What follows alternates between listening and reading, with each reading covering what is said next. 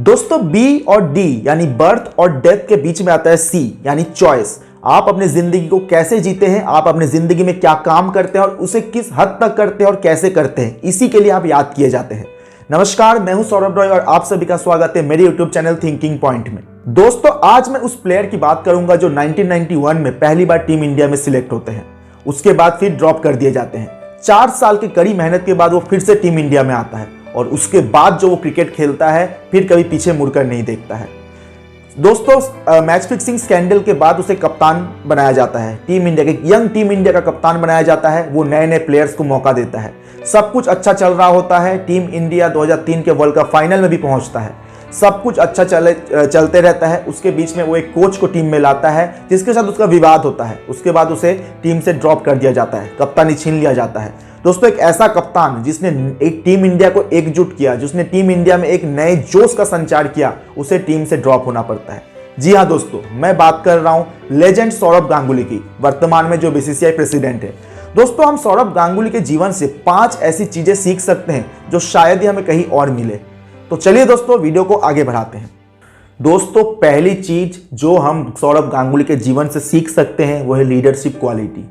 हमेशा लीडर बनो, बॉस नहीं। दोस्तों 2001 ऑस्ट्रेलिया इंडिया के दौरे पर आती है। ईडन गार्डन में टेस्ट खेला जाने वाला था।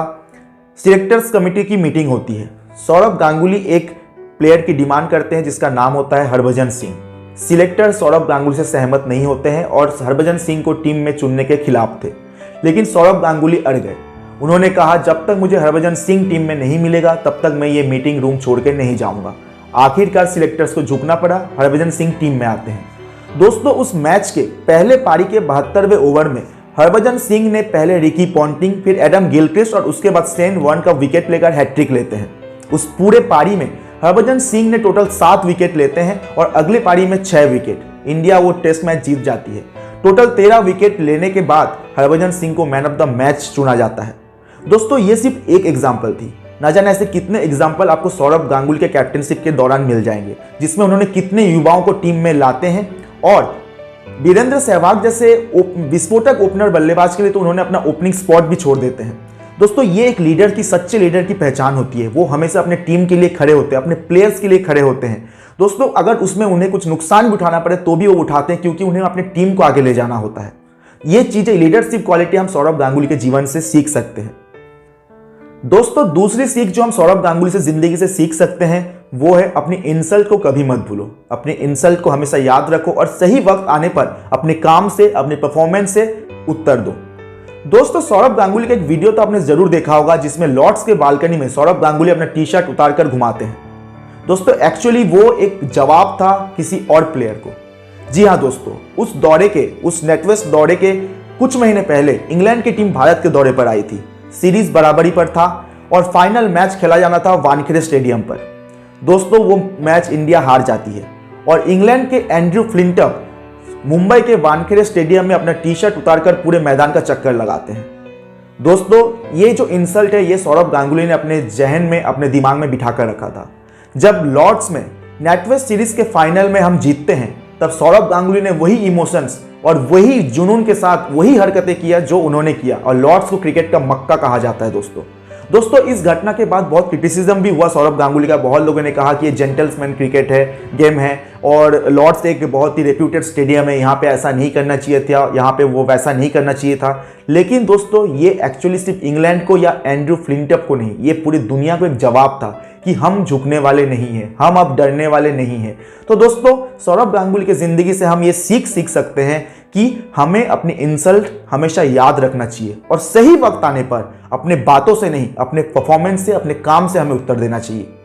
दोस्तों तीसरी सीख जो हम सौरभ गांगुली की जिंदगी से सीख सकते हैं वो है कमबैक करना। दोस्तों जिंदगी बहुत बार हमें गिरा सकती है, हमें गिराती भी है, लेकिन उसके बाद उठना, लड़ना और अपनी मंजिल तक पहुंचना ये बहुत जरूरी है।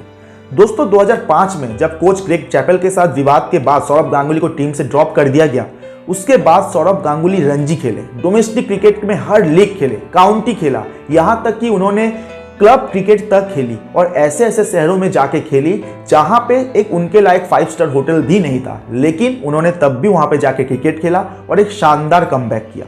दोस्तों इस दौरान जब वो टीम से ड्रॉप हुए थे उस दौरान उनके पिताजी स्वर्गीय चंडीदास गांगुली जब अखबार पढ़ते थे तब वो देखते थे कि इंडिया जीत रही है, नए नए प्लेयर्स टीम में आ रहे हैं। तब उन्होंने सौरभ गांगुली से कहा कि आपको जो अचीव आपको करना था, आपने जो जितना भी अचीवमेंट अभी तक किया है वो कोई छोटा अचीवमेंट नहीं है। आप इसके बाद भी लोगों के दिलों में रहोगे, आप याद किए जाओगे। अब आप छोड़ दो, अब तो टीम इंडिया जीत भी रही है और नए नए प्लेयर्स को भी मौके मिल रहे हैं, अब आपके लिए शायद कभी चांस ना बने।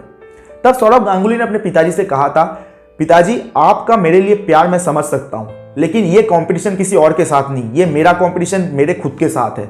आज अगर मैं बैठ जाता हूं तो कहीं ना कहीं मेरे दिल में ये रहेगा कि शायद मैंने प्रॉपर कोशिश नहीं की, और इंडिया को जीतने दीजिए, नए प्लेयर्स को आने दीजिए, पर मेरे लिए भी मौके जरूर बनेंगे और मैं तब तक रुकूंगा नहीं। और दोस्तों उसके बाद आप जानती हैं जब सौरभ गांगुली ने कमबैक किया तो क्या शानदार कमबैक किया।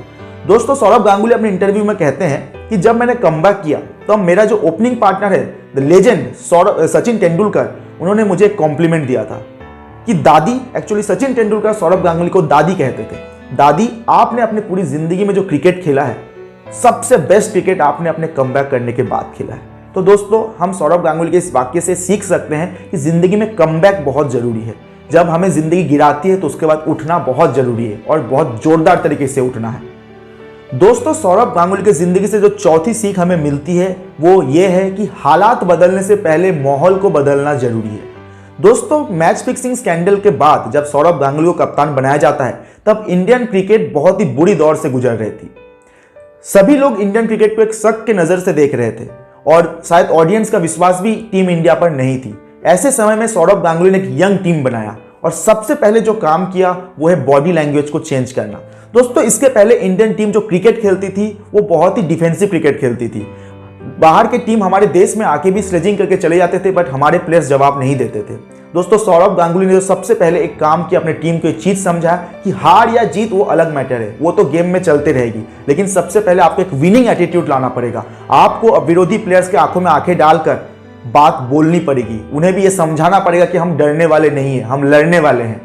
और दोस्तों उसी के बाद अगर आप देखेंगे तो इंडियन टीम आज जो एग्रेसिव क्रिकेट खेलती है, लास्ट 15-16 साल में जो एग्रेसिव क्रिकेट खेलती है, उसका सबसे बड़ा श्रेय जाता है सौरभ गांगुली को, जिन्होंने सबसे पहले टीम का माहौल जो है उसे सुधारा। उन्होंने नए नए प्लेयर्स को मौका दिया और उन्हें ये उनके दिमाग में बिठाया कि हम जीत सकते हैं। भारतीय टीम विदेशों में कभी नहीं जीतती थी, लेकिन गांगुली ने इस परंपरा को भी तोड़ा, उन्होंने विदेशों में जाकर टेस्ट सीरीज जीतना चालू किया।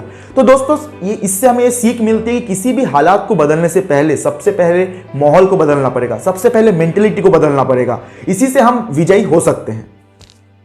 दोस्तों सौरभ गांगुली की जिंदगी से जो पांचवी सीख हम सीख सकते हैं वो है अपने फेलियर से सीखना। दोस्तों सौरभ गांगुली कहते हैं जब मैं टीम से ड्रॉप हुआ था तब सारी दुनिया मेरी तरफ देख रही थी कि मेरा अगला कदम क्या होगा, क्या मैं रिटायरमेंट ले लूंगा या मैं लड़ूंगा।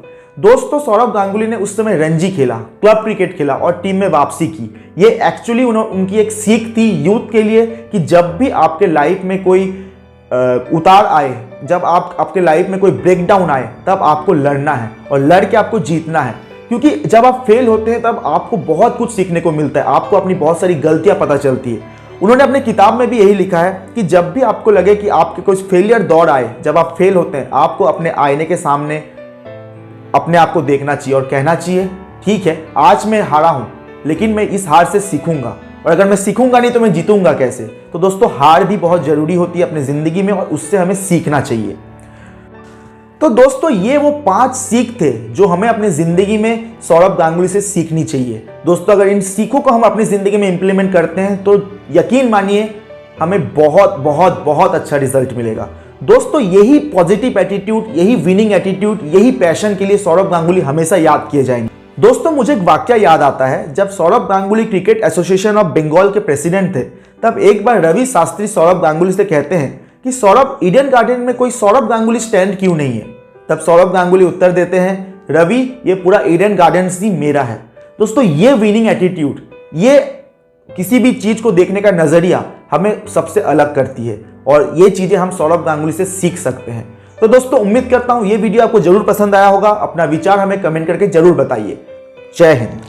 दोस्तों अगर आपको हमारा वीडियो अच्छा लगा तो प्लीज़ इस चैनल को सब्सक्राइब एंड शेयर जरूर कीजिएगा और नोटिफिकेशन बेल को भी दबाना मत भूलिएगा ताकि हमारे नए वीडियोस का नोटिफिकेशन आपको सबसे पहले मिले। धन्यवाद।